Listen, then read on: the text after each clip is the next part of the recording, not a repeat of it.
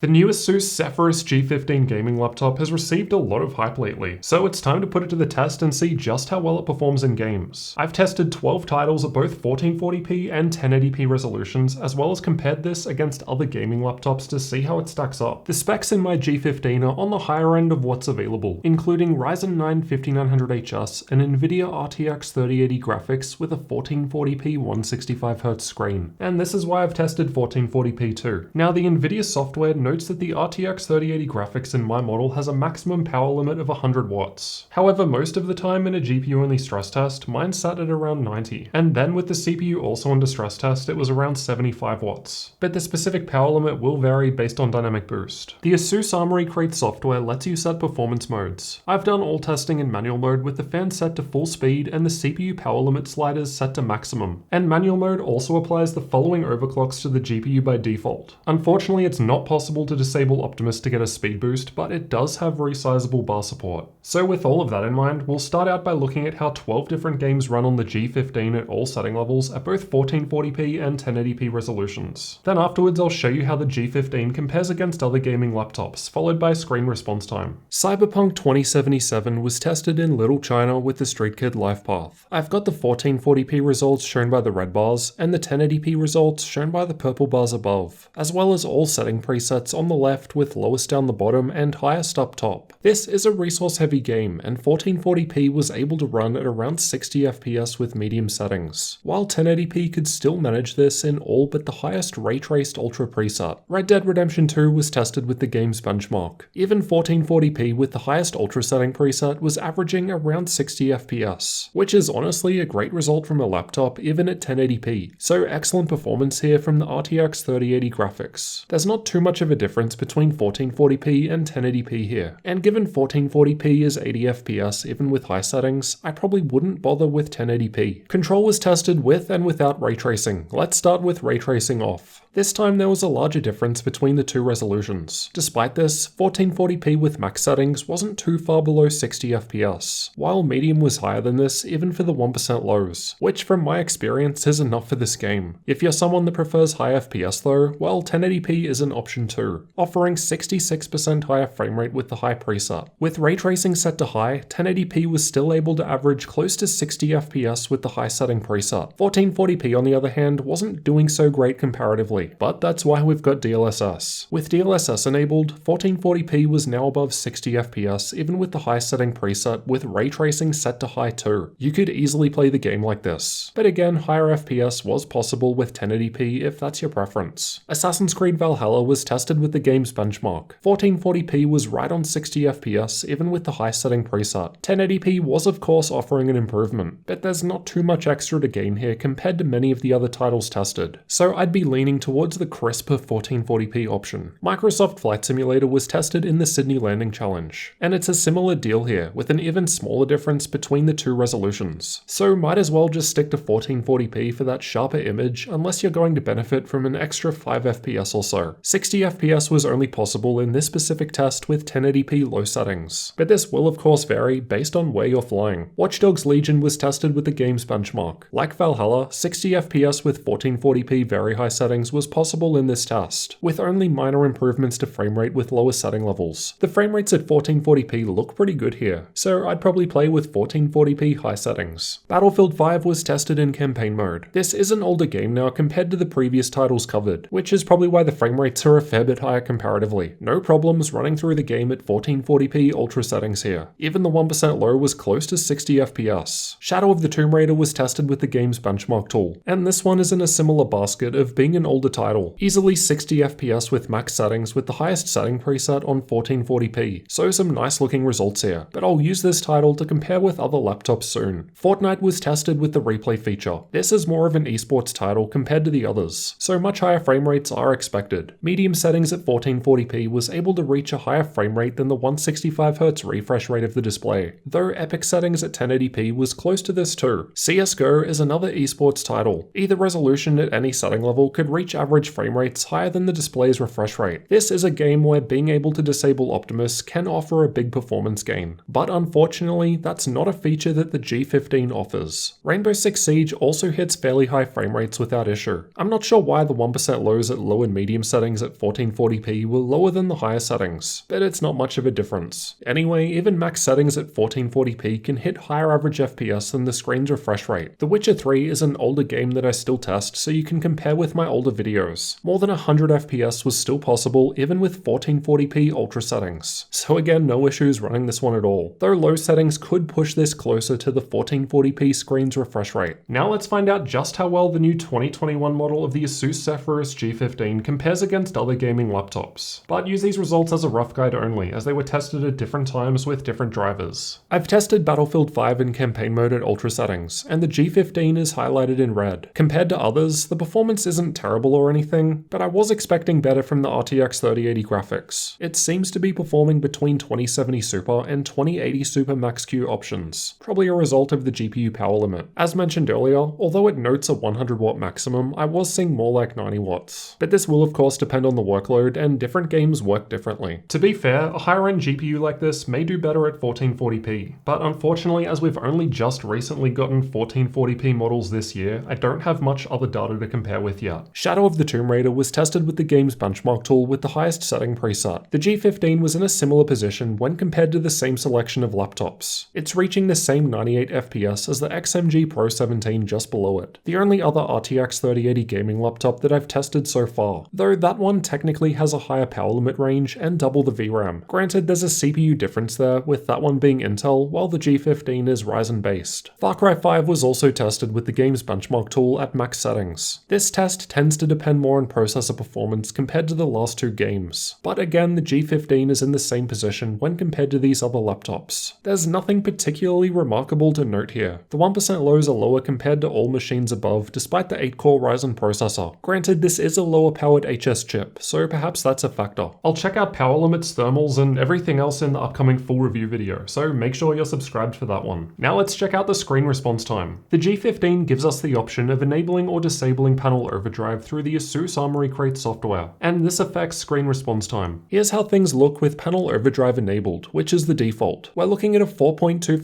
millisecond average gray-to-gray response time. However, there was some overshoot and undershoot to some transitions, but this is typical with overdrive modes. Even the longest transition time was below the 6.06 millisecond target we're after for transitions to occur within the refresh window. Here's how things look if we instead manually turn overdrive mode off. The response time lowers to 7.23 milliseconds, but there's no overshoot or undershoot now. There are links in the description if you need an explanation on these numbers. This is how both of these results compare against other laptops. The overdrive enabled result is one of the best I've recorded ever, but also the best I've seen from these new 1440p 165Hz panels so far. The gaming performance from this higher end G15 was pretty decent considering we could play pretty much all games at 1440p with good settings. But at the same time, I was expecting a little better from the RTX 3080 graphics. Some of this would of course simply be down to the lower power limits that are required to have this hardware in a 2cm thin laptop like this. But also the inability of disabling Optimus is also going to reduce performance. To be fair, using Optimus does allow it to take advantage of FreeSync, but it still would be nice to have the option of disabling Optimus if you did want that extra performance. There's a lot more to test with the G15, so make sure you're subscribed for the upcoming full review video. The plan is to have that cover pretty much basically everything, so make sure you let me know down in the comments what else you want to see covered.